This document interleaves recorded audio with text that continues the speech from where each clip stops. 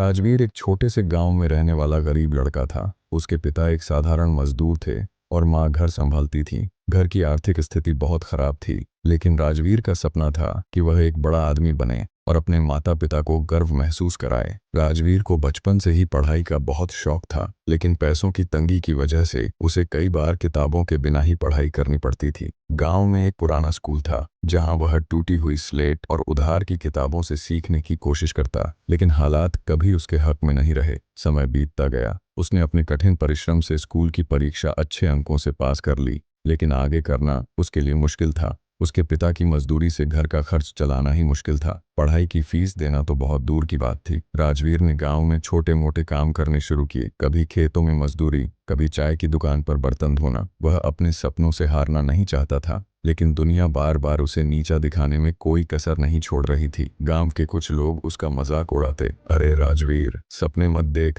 तेरी औकात नहीं है पढ़ने की। यह बातें उसे अंदर तक तोड़ देती, लेकिन उसने खुद से वादा किया कि वह हार नहीं मानेगा। एक दिन गांव में एक बुजुर्ग साधु आए, जिन्हें लोग महात्मा जी कहते थे। उन्होंने राजवीर को देखा और उसकी आंखों में संघर्ष की आग महसूस की। उन्होंने उससे पूछा, बेटा, तुझे क्या चाहिए? राजवीर ने झिझकते हुए कहा, बस एक मौका जिससे मैं अपनी किस्मत बदल सकूं। महात्मा जी ने मुस्कुराते हुए कहा, तो एक काम कर, मैं तुझे एक पत्थर दूंगा। यह साधारण पत्थर नहीं है। इसे लेकर शहर जा और इसकी असली कीमत का पता कर, लेकिन एक शर्त है, तू इसे बेचेगा नहीं, बस पूछेगा कि लोग इसकी कितनी कीमत लगाते हैं। राजवीर ने सहमति जताई और पत्थर लेकर पहले गांव के एक सब्जी वाले के पास गया। सब्जी वाले ने पत्थर देखा और कहा, भाई, यह तो साधारण पत्थर है, मैं इसे 5 रुपये में खरीद सकता हूँ। राजवीर आगे बढ़ा और एक सुनार के पास पहुंचा। सुनार ने पत्थर को देखा और थोड़ा ध्यान से जांचा, फिर बोला, यह कुछ खास लग रहा है, लेकिन मैं 500 रुपये तक दे सकता हूँ। अब राजवीर शहर के एक हीरे जवाहरात के बड़े व्यापारी के पास गया। व्यापारी ने जैसे ही पत्थर को देखा,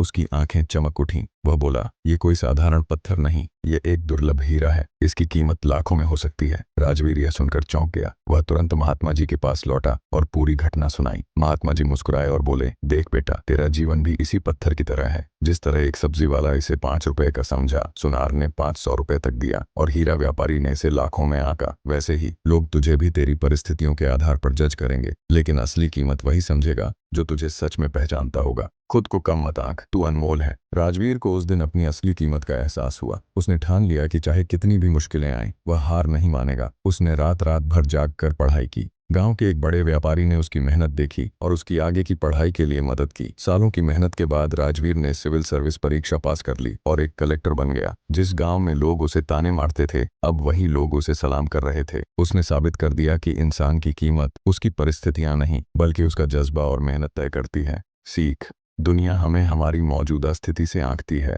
लेकिन हमारी असली कीमत हमारी मेहनत और हौसले से तय होती है। खुद पर विश्वास रखो, एक दिन पूरी दुनिया तुम्हें पहचानने पर मजबूर हो जाएगी। इस लड़के की मेहनत के लिए वीडियो को लाइक और शेयर और चैनल को सब्सक्राइब करें।